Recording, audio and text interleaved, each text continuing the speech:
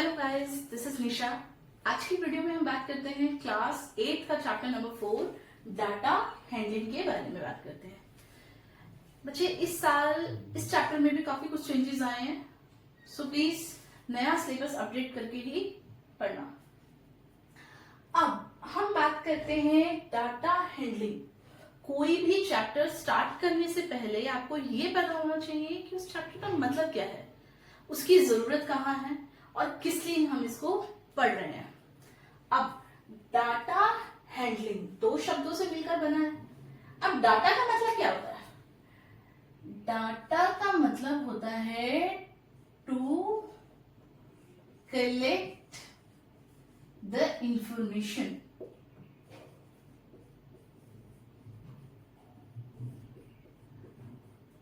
मतलब डाटा का मतलब क्या है? जब हम किसी के भी बारे में कोई भी इंफॉर्मेशन इकट्ठा करते हैं तो हम उसे क्या कहते हैं? डाटा कहते हैं। अब हैंडलिंग का मतलब क्या होता है? टू प्रेजेंट या टू रिप्रेजेंट लिखिए।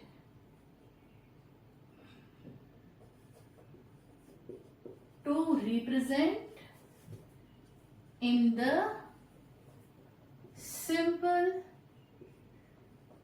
way। मतलब उसको इस तरीके से रिप्रेजेंट कीजिए ताकि उसको समझना हमारे लिए आसान हो जाए। इसके लिए एक छोटा सा एग्जांपल लेते हैं। अगर आपकी क्लास की टीचर आपकी क्लास के बच्चों की टोटल हाइट पता करना चाहती है कि हर बच्चे की हाइट कितनी है, तो उसके लिए उसे एक डाटा तैयार करना पड़ेगा। इसका मतलब ये भी क्या है? डाटा हैंडलिंग का ही एक पार्ट है। अब वो किस तरह से उसको रिप्रेजेंट करें? तो वो क्या करेंगे? हर बच्चे से सबसे पहले पूछेंगे, हाइट पूछेंगे, उसको लिखेंगे। उसके बाद कैटेगरी बनाएंगे कि इतनी हाइट वाले बच्चे कितने हैं। जैसे कि 5 इंच के कितने बच्चे हैं, 5.2 के कितने बच्चे हैं, 5.3 के कितने बच्चे हैं। तो इस तरीके से ग्रुपिंग हो गई। So this is also the method of data handling. तो इस तरीके से और भी कई सारे तरीके होते हैं जिससे हम क्या करते हैं? डाटा को सिंपल वे में अपने प्रेजेंट करते हैं according to information.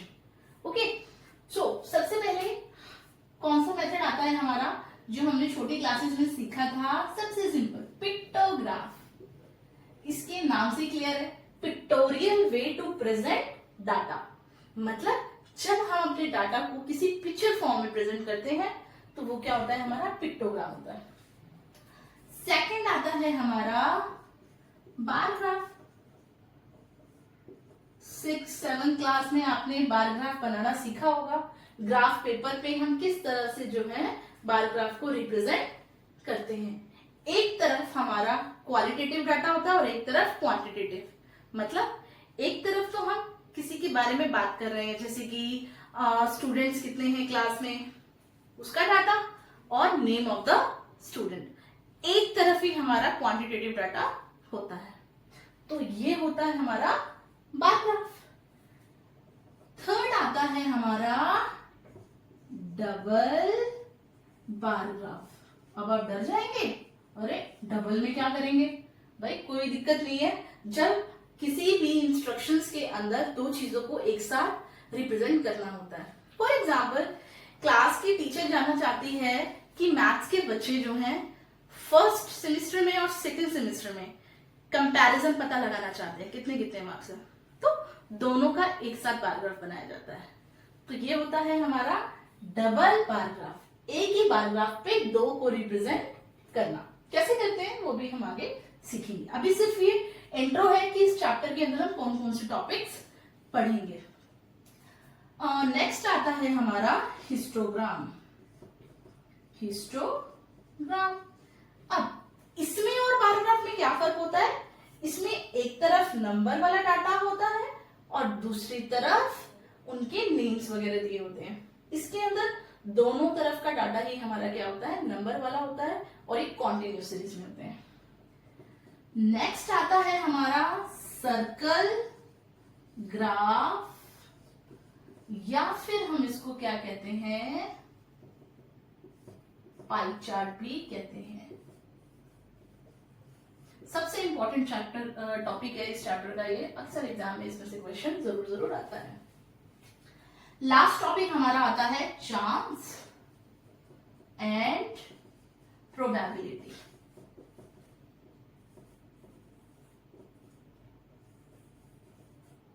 So these are the various topics in which you are studying in this chapter. Clear है? तो डाटा हैंडलिंग का मतलब तो हम सीख गए भाई क्या होता है। अब ये सारे टॉपिक्स हैं जिसमें से क्वेश्चंस आते हैं। अब देखो बच्चे, जो क्वेश्चंस हमारे पास आते हैं ना, वो दो तरीके से होते हैं। या तो हमें ये ड्रॉ करना होता है या फिर हमें इनको ड्रॉ करके दिया होता है, हमें सिर्फ क्वेश्चन सॉल्व करने होते हैं। किस तरह से, ध्यान से देखिएगा। पहला टॉपिक हम लेते हैं पिक्टोग्राफ। क्या है हमारा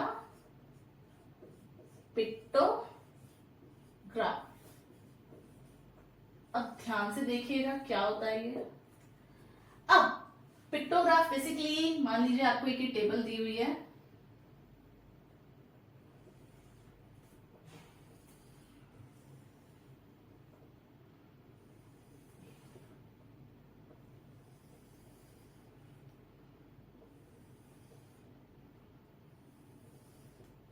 ये टेबल किस बारे में दी हुई है, स्टेट्स हैं ये, और ये है ट्रीज प्लांटेड। किस स्टेट में कितने कितने ट्रीज लगाए गए हैं। अगर मैं बात करूं दिल्ली के अंदर कितने ट्रीज लगाए गए हैं, इसको कैसे रिप्रेजेंट करके हमें दिया हुआ है, इस तरीके से दिया हुआ है।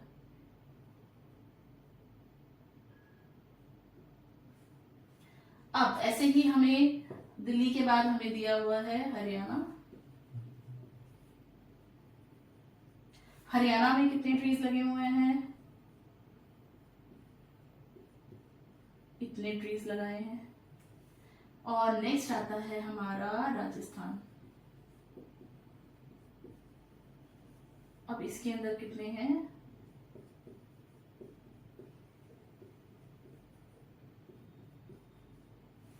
तो हमें ये डाटा दिया हुआ है, ठीक है। और एक ट्री किसके इक्वल है, 10 के। मतलब जब एक ट्री है, एक ट्री किसको रिप्रेजेंट करता है, 10 ट्रीज को रिप्रेजेंट करता है, ठीक है। अब आप बताइए, अगर यहाँ पे एक ट्री 10 है तो यहाँ पे टोटल कितने ट्रीज लगाए गए हैं, कैसे निकालेंगे। क्वेश्चन में पूछा जाए how much trees, how much trees are planted in Delhi. Delhi में कितने ट्रीज प्लांट किए गए हैं, तो आप कैसे निकालेंगे, सिंपल।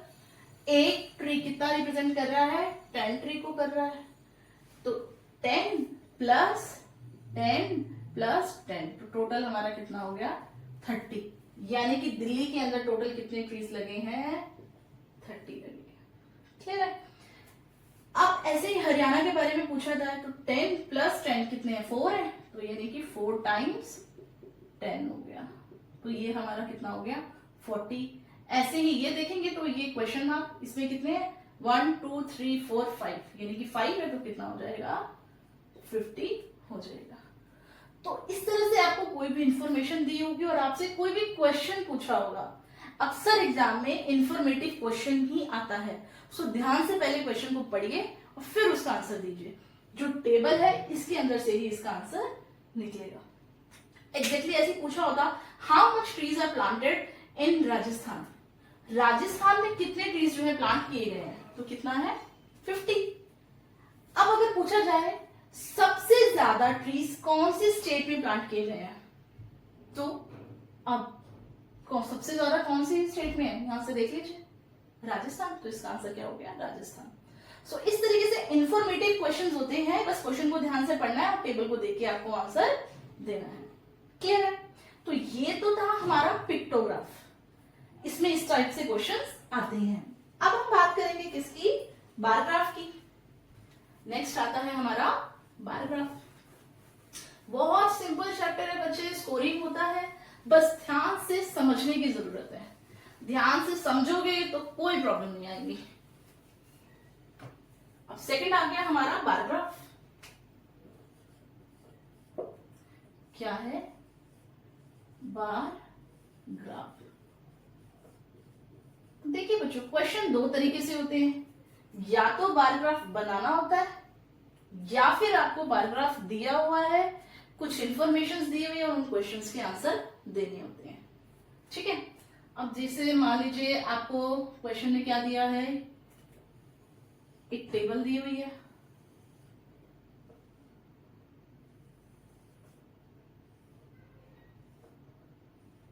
ये दिया है सब्जेक्ट और ये दिए हुए हैं मार्क्स। सब्जेक्ट क्या है, इंग्लिश, हिंदी, मैथ्स। कितने कितने मार्क्स है, इसमें 40 है, इसमें 30 है और इसमें 50 है। ठीक है, अगर क्वेश्चन में कहा जाए आप एक बार ग्राफ ड्रॉ कीजिए तो आप क्या करेंगे? बार ग्राफ को ड्रॉ करना बहुत सिंपल होता है। ग्राफ पेपर लीजिए, ये 0 होता है, यहां पे एक्स एक्सिस होती है और यहां पर वाई एक्सिस होती है। नंबर वाला जो डाटा होता है वो हमेशा हम वाई एक्सिस पे शो करते हैं। ठीक है, यानी कि मार्क्स हमारे कहां आएंगे, यहां पर आएंगे। और ये हमारे नेम्स दिए हुए, सब्जेक्ट्स हम हमेशा एक्स एक्सिस पे रखेंगे। कोई प्रॉब्लम? अब ठीक है जी, सब्जेक्ट क्या है हमारे, इंग्लिश, हिंदी, मैथ्स। तो यहां पे हमने सब्जेक्ट का नाम लिख दिया। सबसे पहले इंग्लिश, हिंदी और मैथ्स। मार्क्स 40, 30, 50। अब कैसे इंटरवल लें? अब देखो 30, 40, 50 कॉन्टिन्यूस सीरीज में, अब हम कैसे ले सकते हैं, 10, 10 का डिफरेंस ले सकते हैं। 5, 5 का लेंगे तो बहुत लंबा बन जाएगा, तो हम 10, 10 का ले लेते हैं।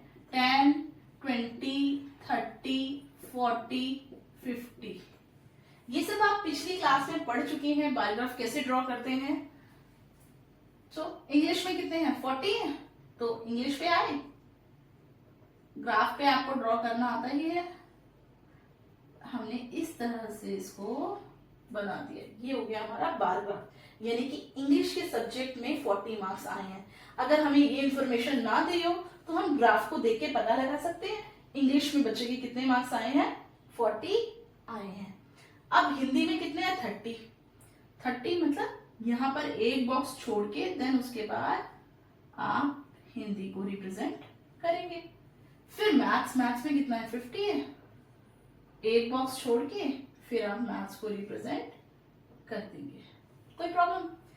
इसको हम क्या कहते हैं, बार ग्राफ कहते हैं। To represent the information in the graphical way. Clear है?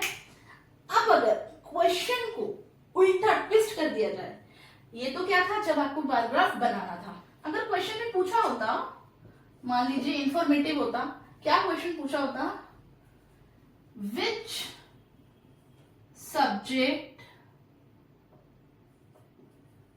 हैव द मैक्सिमम मार्क्स, तो आप डर जाएंगे? कुछ नहीं है भाई, क्वेश्चन को ध्यान से सुनना है। कौन से सब्जेक्ट के अंदर मैक्सिमम मतलब सबसे ज्यादा जो है मार्क्स आए हैं। हम सबसे ज्यादा किसमें है, मैथ्स में है, तो आप क्या लिखेंगे, इसका आंसर 50 लिखोगे? जी नहीं, क्योंकि हमें सब्जेक्ट पूछा है। सब्जेक्ट पूछा है तो हम सब्जेक्ट के बारे में बताएंगे, मार्क्स पूछे होते तो मार्क्स के बारे में बताते हैं। तो इसका आंसर क्या हो जाएगा हमारा, मैथ्स।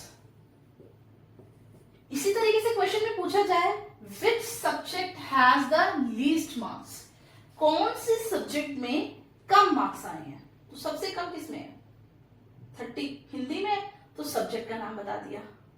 ठीक है, अगर पूछा जाता which subject has the difference between the maximum और मिनिमम मार्क्स, मतलब मैक्सिमम और मिनिमम के बीच का डिफरेंस कितना है, तो वो आप कैसे निकालते, मैक्सिमम के अंदर से मिनिमम को माइनस कर देते, तो कितने का डिफरेंस आ जाता, 20 का। क्लियर है? तो इस तरीके से आपको इंफॉर्मेटिव के अंदर ऐसे क्वेश्चंस दिए होते हैं, आपको टेबल को देख के उसका आंसर देना होता है। ठीक है, तो ये था हमारा बार ग्राफ। अब बारी आती है किसकी, डबल बार ग्राफ की। अब डबल बार ग्राफ में क्या होगा, भाई बार ग्राफ तो आपको समझ आ गया, अब डबल में क्या डर जाओगे, क्यों डरेंगे भाई, अभी देख लेते हैं इसको भी हम। अब इसके अंदर डबल के अंदर क्या है, एक चीज ऐड कर दी है, मार्क्स इन फर्स्ट सेमिस्टर, और एक कॉलम और बना दिया जी, मार्क्स इन सेकेंड सेमेस्टर। अब सेकेंड सेमेस्टर में कितने कितने मार्क्स हैं, इसमें 50 है, इसमें 40 है, इसमें 20 है। जब कभी भी दो डाटा को हमें एक साथ एक ही बार ग्राफ पे शो करना होता है, this is the double bar graph. तो अब हम इसको कैसे शो करेंगे, ध्यान से देखिएगा।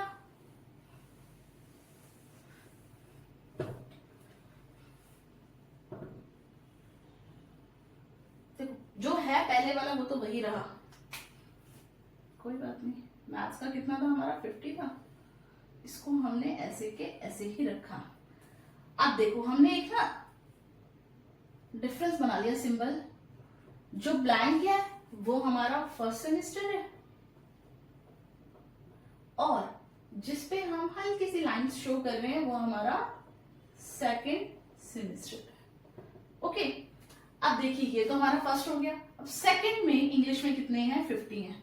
फर्स्ट में तो हमने शो कर दिए 40, अब 50 के लिए हमने इसको ऊपर एक्सटेंड किया और ये हो गया हमारा 50, और सेकंड को हमने लाइन से, यानी कि डिफरेंस दोनों में पता लग रहा है, ये फर्स्ट सेमेस्टर में 40 मार्क्स थे और सेकंड में हमारे 50 मार्क्स हैं। कंपैरिजन पता लग गया दोनों में, है ना। तो ये होता है double bar graph. Exactly Hindi में फर्स्ट में तो 30 है और सेकंड में कितने हैं, 40 हैं, तो इसको हमने 40 में के साथ ही दूसरे सेमेस्टर को ऐड कर दिया, पर हमने इसको लाइन से शो किया तो इसलिए इसमें लाइन आ गई, तो ये इसका डिफरेंस हो गया। ऐसे ही मैथ्स में नेक्स्ट वाले में कितने आए हैं, 20 आए हैं, तो इसको इस तरीके से। सो ये है हमारा डबल बार ग्राफ। एक ही ग्राफ पेपर के अंदर हमने दो इंफॉर्मेशन को एक साथ कंपैरिजन करके शो किया हुआ है। अब इंफॉर्मेटिव क्वेश्चन कैसे आ सकता है, अब इसके अंदर पूछा जाएगा, मान लीजिए सबसे ज्यादा डिफरेंस कौन से सब्जेक्ट में आ रहा है, मतलब which subject have a maximum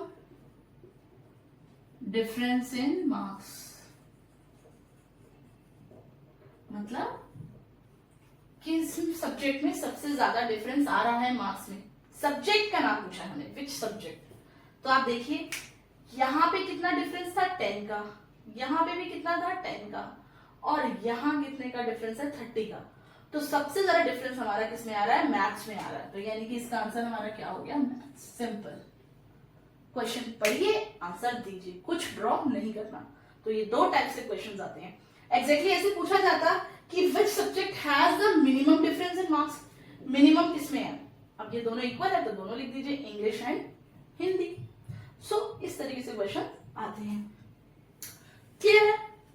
अब बारी आती है किसकी, हिस्टोग्राम की। किसकी, हिस्टोग्राम की। अब हिस्टोग्राम भी हम देख लेते हैं, हिस्टोग्राम में क्या होता है।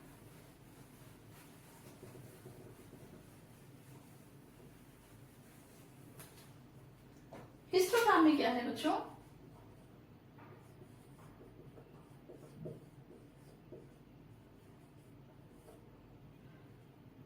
हिस्टोग्राम के अंदर मान लीजिए आपको एक टेबल दी है, सबसे पहले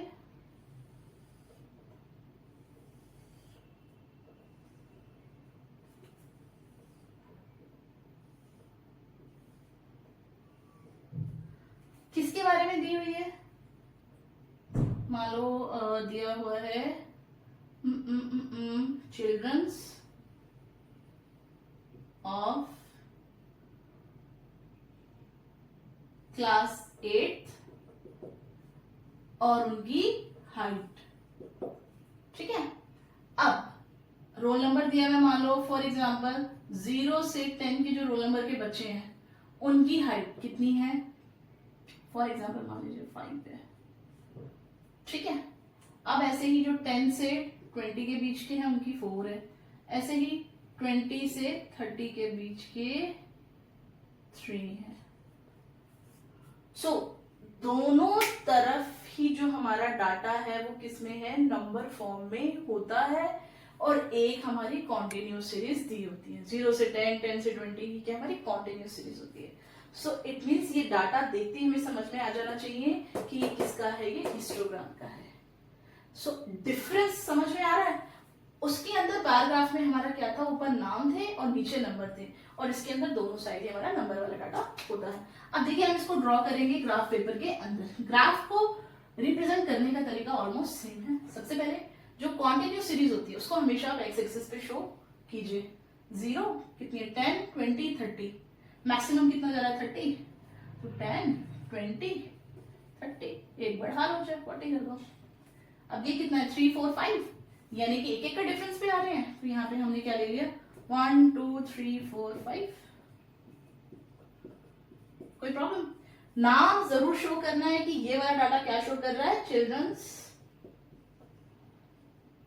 ऑफ क्लास 8, और ये क्या बता रहा है, हाइट। अक्सर क्वेश्चन आ जाता है x axis shows which type of information, तो इसके अंदर क्या है, हाइट दी हुई है। ऐसे वाई के बारे में पूछा जा सकता है, तो ये भी आपको पता होना चाहिए कि हमें क्या इंफॉर्मेशन पूछी हुई है। अब बना दीजिए हिस्टोग्राम। 0 से 10 यानी कि 0 से 10 के बीच में कितने हैं, 5 है। 5 का है हमारा यहाँ है, तो ये कॉन्टिन्यूस में बनता है, मतलब इसमें कोई गैप नहीं है। 0 से 10 ये हो गया। फिर 10 से 20 कितना है, 4, ये 10 है और ये कितना है 20, इनके बीच में कितना है 4 है, तो ये विदाउट गैप पे बनेगा, इनके बीच में कोई गैप नहीं आता क्योंकि ये कॉन्टिन्यूस डाटा है। 20 से 30 के बीच में कितना है 3, 20 से लेके 30 के बीच में। तो जब विदाउट गैप पे, विदाउट इंटरवल पे एक साथ जब डाटा बनता है तो इसको हम क्या कहते हैं, हिस्टोग्राम कहते हैं। क्लियर है। इसी तरीके से इसके अंदर भी जो क्वेश्चन पूछे जा सकते हैं, आपको हिस्टोग्राम दिया हुआ है, आप क्वेश्चन आपसे पूछे जा सकते हैं, तो आप वही पहले की तरह ही उसको सॉल्व कर सकते हैं, इसमें कोई डाउट नहीं होगा। नेक्स्ट आता है हमारा सर्कल ग्राफ या पाई चार्ट। सबसे इंपॉर्टेंट, मैक्सिमम 90% एग्जाम में इसके अंदर से ही क्वेश्चन आता है, और इसको समझना भी बाकियों से थोड़ा सा डिफिकल्ट होता है, थोड़ा ज्यादा नहीं होता, बट अगर आप ध्यान से सुनेंगे बात तो आपको इजीली समझ में आ जाएगा। ठीक है, तो अब हम स्टार्ट करेंगे सर्कल ग्राफ या फिर पाई चार्ट।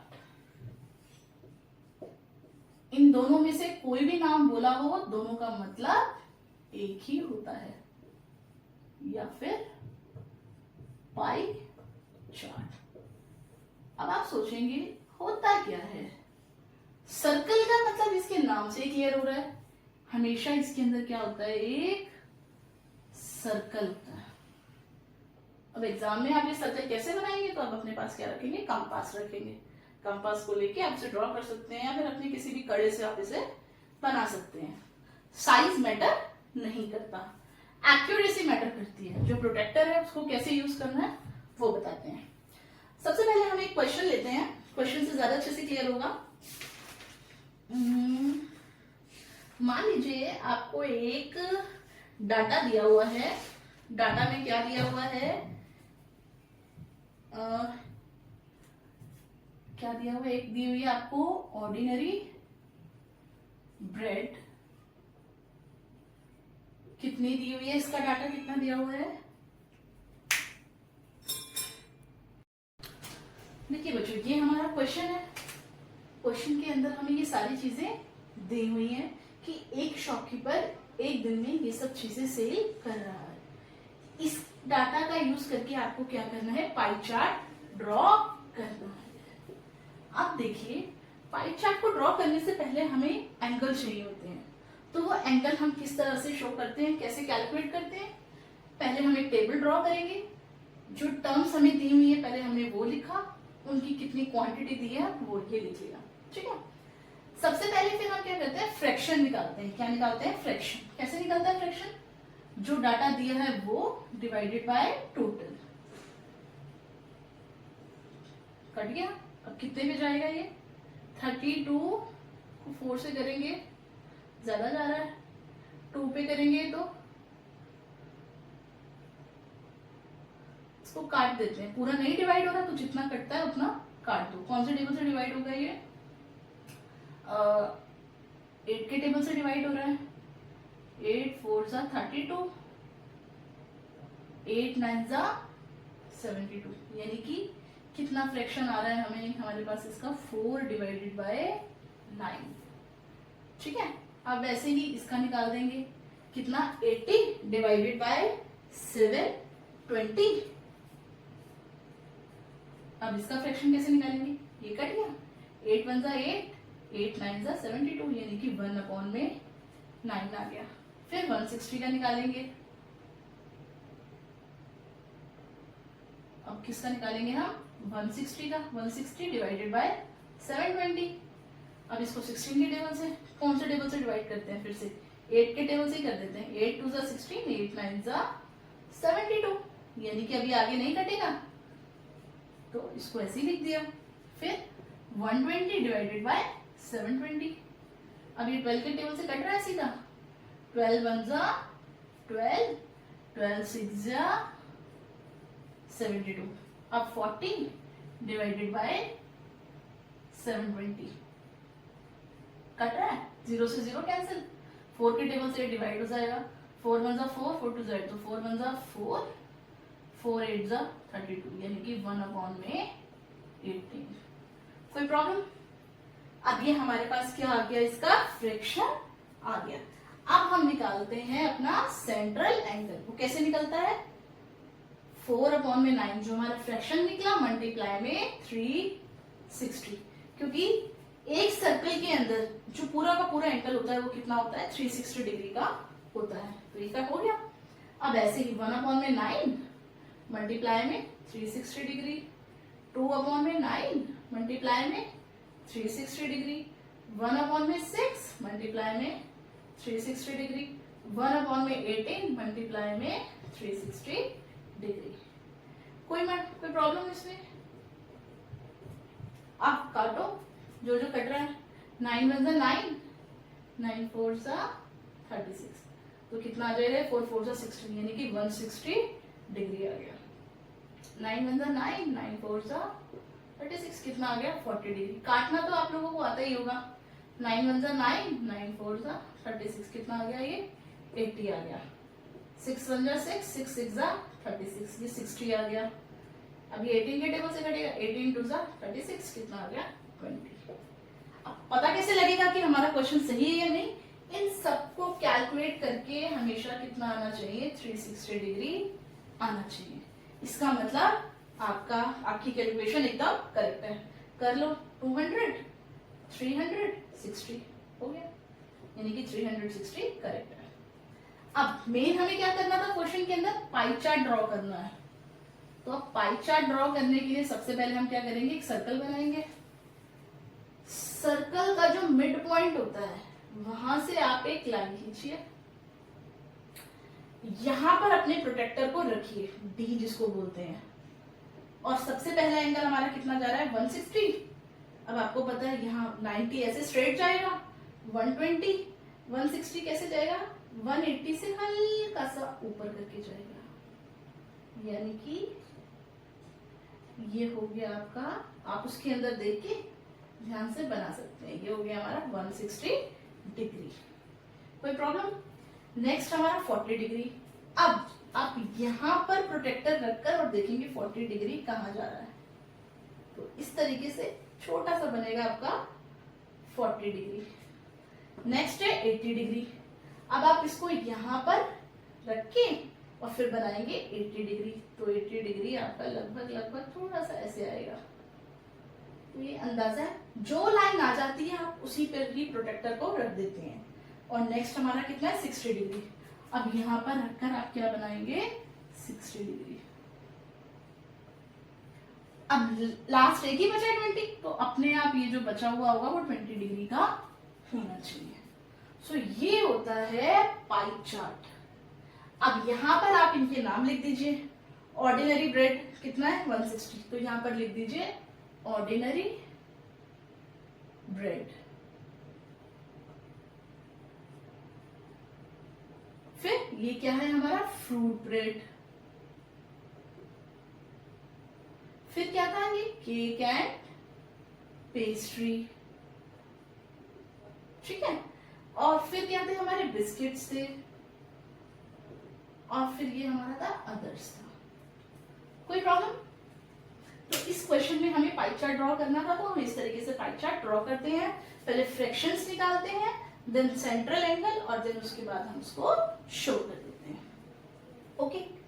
अब अगर क्वेश्चन, ये तो हमें ड्रॉ करने के लिए आया हुआ था, अब अगर क्वेश्चन में आपको पाई चार्ट दिया हुआ है और आपसे कुछ क्वेश्चंस पूछे हुए हैं, इसका मतलब हम इस क्वेश्चन को उल्टा कर दें। अगर उल्टा कर दें मतलब हमें पाई चार्ट दिया हुआ है।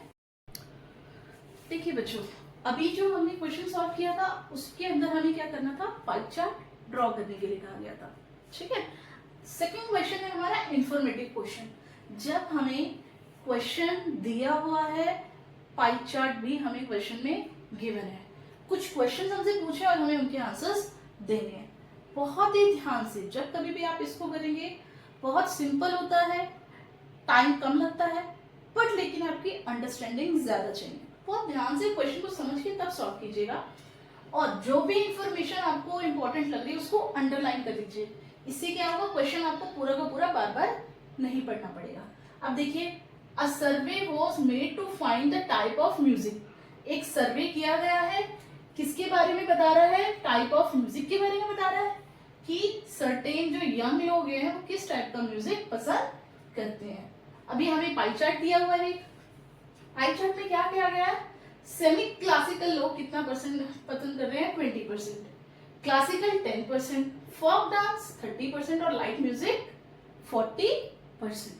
देखिए बच्चा, एक चीज ध्यान रखना, हमेशा जो भी इंफॉर्मेशन दी होती है या तो आपको वो परसेंटेज में दी होती है या फिर आपको डिग्री में दी होती है, एंगल फॉर्म में दी हुई होती है। 70, 30 कुछ भी, कोई भी नंबर होगा और उसकी डिग्री दी हुई होगी। क्लियर है?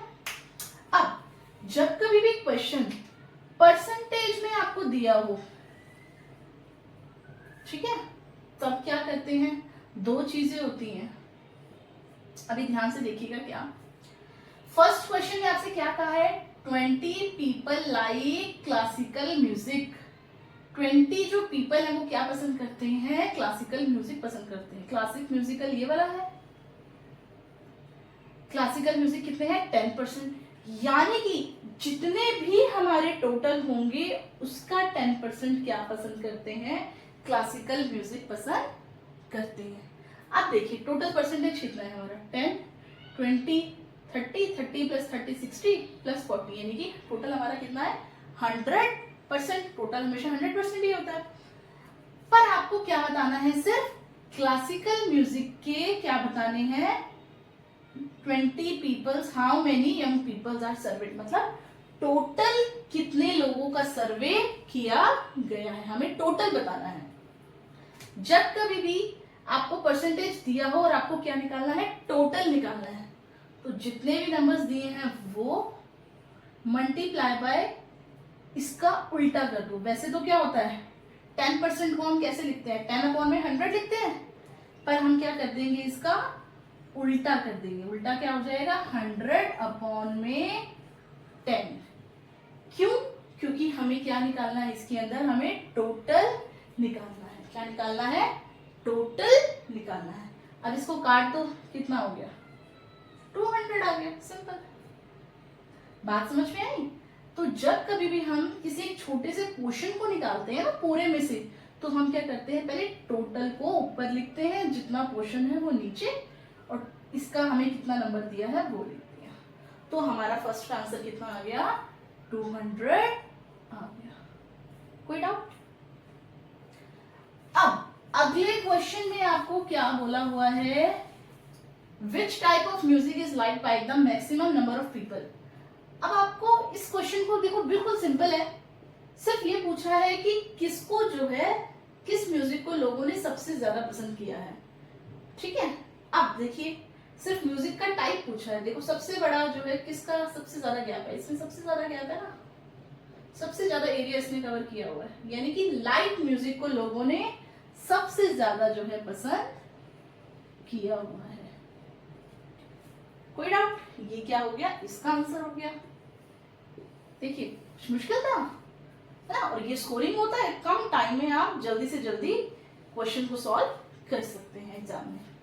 थर्ड में क्या बोला है, अगर कैसेट कंपनी ने 1000 सीडीज जो है बनाई, तो how many of each type would they make, मतलब कि हर एक को जो है कितना कितना बनाना पड़ा। अब आपको पता है अलग अलग टाइप के म्यूजिक है, कौन कौन से हैं, सबका ही पूछा हुआ है इन्होंने, सेमी क्लासिकल, क्लासिकल, फॉक और कौन सा था, लाइट म्यूजिक। अब देखिए टोटल कितना है, जब कभी भी टोटल दिया होता है तो हम क्या करते हैं, सिंपल जो परसेंटेज होती है उसको लिख देते हैं, 20% है, परसेंटेज का साइन हटा तो नीचे 100। फर्स्ट क्वेश्चन में हमें टोटल नहीं पता था, निकालना था, जब टोटल निकालते हैं तो इसको उल्टा कर देते हैं, और दिया हो तो सिंपल हम लिख देते हैं। कोई कंफ्यूजन? अब इसको काट दो, कितना आ गया, 200, यानी कि सेमी क्लासिकल लोगों को जो है कितनी सीरीज मिली है, 200 मिली है। अब ऐसे ही किसका क्लासिकल का पूछा है तो क्लासिकल का बता दिया, इनका कितना आ गया, 100 आ गया। अब ऐसे ही किसका पूछा है, फॉक का, सबका बताना है तो सबका हमने अलग अलग बता दिया। फिर कितना है, 40% है, परसेंटेज का साइन हटता है, नीचे क्या आ जाती है, 0। अब कितना आ गया, ये 400, टोटल कर दोगे तो कितना आ जाएगा, 1000। इसका मतलब आपका आंसर क्या आ गया, करेक्ट आ गया। इंफॉर्मेटिव क्वेश्चन में आपको क्वेश्चंस को बेटा ध्यान से पढ़ के तब आंसर देने हैं, क्वेश्चन को बहुत ध्यान से अंडरस्टैंड करना पड़ेगा। क्लियर है? तो ये सब हमने सीखे different types of data handling, मतलब डाटा हैंडलिंग के जो डिफरेंट डिफरेंट हमारे पार्ट्स हैं उन्हें हम किस तरह से सॉल्व करते हैं। ठीक है, अब हमारा लास्ट आता है चांस एंड प्रोबेबिलिटी। सबसे लास्ट टॉपिक है हमारा इस चैप्टर का ये, चांस एंड प्रोबेबिलिटी क्या होते हैं। ठीक है बच्चा, बहुत ही सिंपल है इसको समझना, एक बार बस ध्यान से देखिए आपको समझ में आ जाएगा। देखिए कैसे, जब कभी भी आप चांस या फिर चांस और प्रोबेबिलिटी की बात करते हैं